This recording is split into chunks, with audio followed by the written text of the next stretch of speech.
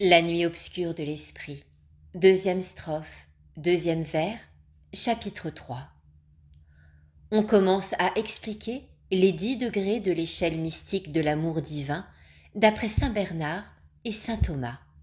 On expose les 5 premiers. Nous disons donc que les degrés de cette échelle mystique d'amour par lesquels l'âme monte successivement vers Dieu sont au nombre de 10. Le premier degré d'amour procure à l'âme une langueur qui est salutaire. L'épouse du cantique en parle quand elle dit « Je vous en conjure, fille de Jérusalem, si vous rencontrez mon bien-aimé, dites-lui que je languis d'amour. » Cantique chapitre 5. Mais cette infirmité n'est pas mortelle. Elle doit contribuer à la gloire de Dieu. C'est alors, en effet, que l'âme, par amour pour Dieu, meurt au péché et à tout ce qui n'est pas Dieu. David l'affirme quand il dit « Mon âme est tombée en défaillance ». Psaume 142, c'est-à-dire par rapport à toutes les choses créées, et elle a attendu de vous le salut. Psaume 118. De même que le malade perd l'appétit, qu'il n'a plus de goût pour les aliments et change de visage, de même l'âme qui est dans ce degré d'amour perd le goût de toutes les choses d'ici-bas. Elle n'en a plus le désir. Comme elle est embrasée d'amour, elle n'est plus éblouie par les attraits de sa vie passée. Néanmoins, l'âme ne tombe dans cette défaillance que si elle reçoit d'en haut un feu brûlant, comme David nous le fait comprendre par ce verset. Vous enverrez, ô mon Dieu, une pluie de votre choix sur l'âme qui est votre héritage. Elle en tombera malade, mais vous, vous la rendrez parfaite. Psaume 67. Cette infirmité, cette défaillance par rapport à toutes les choses créées est le point de départ, le premier degré qui mène à Dieu. Nous l'avons déjà fait comprendre quand nous avons dit dans quel anéantissement l'âme se trouve plongée lorsqu'elle commence à monter à cette échelle de la purification qui s'opère dans cette contemplation. Car alors l'âme ne trouve ni appui, ni goût, ni consolation, ni repos en quoi que ce soit. Aussi elle abandonne ce premier degré et tout de suite elle monte au second. Arrivée au second degré, elle ne cesse plus de chercher Dieu. Voilà pourquoi l'épouse des cantiques, ayant cherché de nuit son bien-aimé et ne l'ayant point trouvé sur sa couche, alors qu'elle était toute défaillante d'amour, a dit « Je me lèverai et j'irai à la recherche du bien-aimé de mon âme. » Cantique chapitre 3. C'est là, nous le répétons, ce que l'âme ne cesse de faire, comme le conseille David en ces termes. Cherchez le Seigneur, ne cessez pas de chercher sa face. Cherchez-le en toutes choses, et ne vous arrêtez pas que vous ne l'ayez trouvé. Psaume 104. C'est ainsi que faisait l'épouse des cantiques, après avoir demandé aux gardes où était son bien-aimé. Elle passa promptement et les laissa. Voyez Marie-Madeleine, elle ne fit même pas attention aux anges du sépulcre. Jean chapitre 20. Arrivée à ce second degré de l'âme et si préoccupée de son bien-aimé qu'elle le cherche partout, en tout ce qu'elle pense, elle rêve au bien-aimé. Dans tout ce qu'elle dit et dans tout ce qu'elle fait, elle parle et elle s'occupe de lui. Qu'elle mange, qu'elle dorme, qu'elle veille ou fasse un travail quelconque. Son unique souci est celui du bien-aimé, comme nous l'avons dit en parlant des anxiétés de son amour. Or, ici l'âme est déjà en convalescence. Elle prend peu à peu des forces dans ce second degré. Elle va se disposer à passer promptement au troisième degré par le moyen de quelques nouvelles purifications de la contemplation, comme nous le dirons plus loin. Ce degré produit dans l'âme les effets suivants. Le troisième degré de l'échelle d'amour est celui qui fait agir l'âme et met en elle ce feu qui l'empêche de tomber. Le prophète royal en parle quand il dit « Bienheureux l'homme qui craint le Seigneur. Il a un désir ardent d'accomplir sa loi. » Psaume 111. Or, si la crainte, qui est fille de l'amour, produit un tel désir, que ne fera pas l'amour lui-même? Une fois arrivée à ce degré, l'âme considère comme petites toutes les grandes choses qu'elle fait pour le bien-aimé. Leur nombre lui semble restreint. Le long temps qu'elle y consacre lui paraît court. Tel est ardent cet incendie d'amour dont elle est déjà embrasée. Ainsi Jacob, après avoir servi durant 7 années, considérait comme peu de chose de servir 7 années encore, tant il brûlait d'amour. Livre de la Genèse, chapitre 29. Or, si l'amour de Jacob pour une créature a eu tant de puissance, que ne pourra pas l'amour pour le Créateur une fois qu'il se sera emparé de l'âme arrivée à ce 3e degré? L'âme est tellement embrasée d'amour de Dieu qu'elle est dans une désolation profonde et dans un chagrin extrême à la vue du peu qu'elle fait pour Dieu. Sa consolation serait, si elle pouvait, de s'immoler 1000 fois pour lui.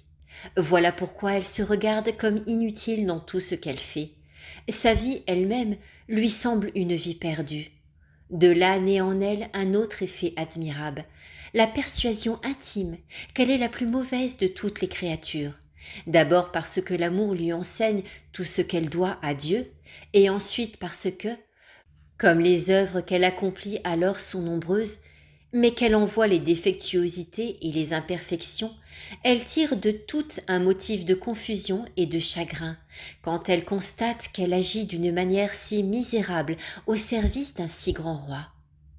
Dans ce 3e degré, elle est bien loin d'avoir des sentiments de vaine gloire ou de présomption et de condamner les autres. Tels sont les effets, ainsi que beaucoup d'autres du même genre, qui proviennent de ce 3e degré. Aussi l'âme y puise-t-elle du courage et des forces pour monter au degré suivant. Le 4e degré de cet escalier d'amour est celui où elle éprouve pour le bien-aimé une souffrance qui ne la fatigue jamais. Car, dit saint Augustin, les fardeaux les plus grands, les plus fastidieux et les plus pesants ne sont presque rien pour celui qui aime. Elle était dans ce degré l'épouse des cantiques, quand désireuse d'être déjà au dernier, elle disait à l'époux « Mettez-moi comme un sceau sur votre cœur, comme un sceau sur votre bras, parce que l'amour est fort comme la mort, et la jalousie inflexible comme l'enfer. » Cantique, chapitre 8.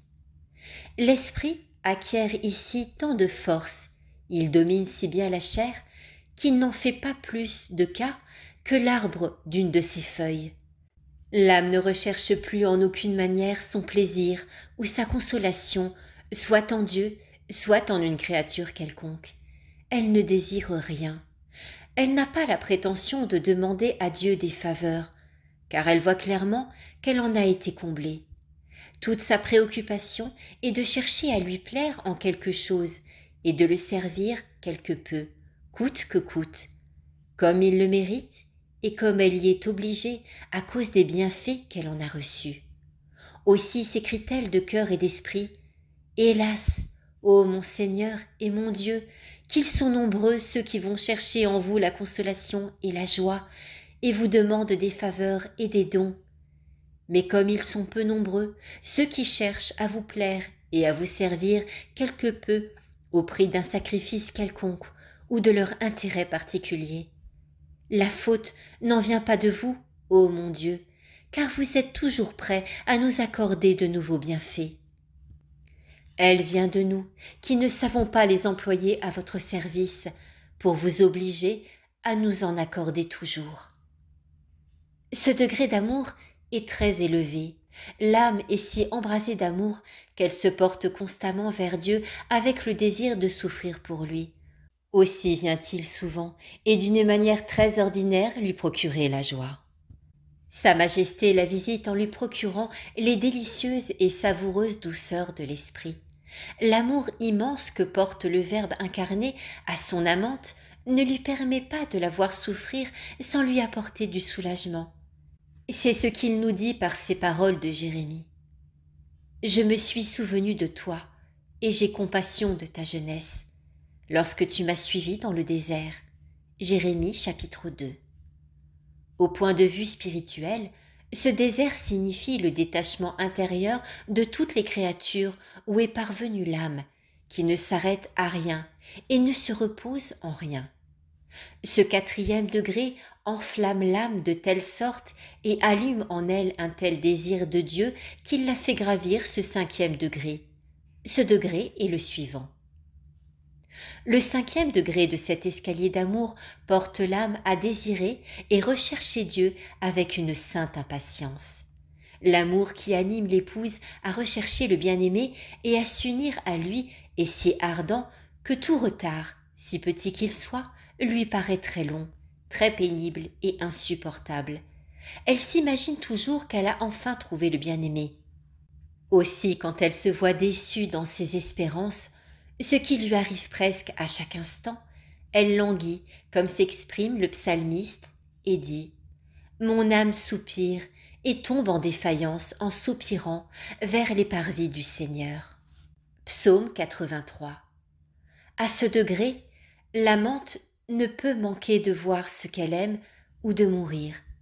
Tel est le sentiment de Rachel qui était désireuse d'avoir des enfants et disait à Jacob son époux « Donnez-moi des enfants, sans quoi je meurs. » Genèse chapitre 30. Ces âmes sont affamées, comme les chiens qui rôdent autour de la cité de Dieu. Psaume 58. Sur ce degré de la faim, l'âme se nourrit d'amour et s'en rassasie selon sa faim. Aussi peut-elle monter de là au 6e degré qui produit les effets que nous allons rapporter.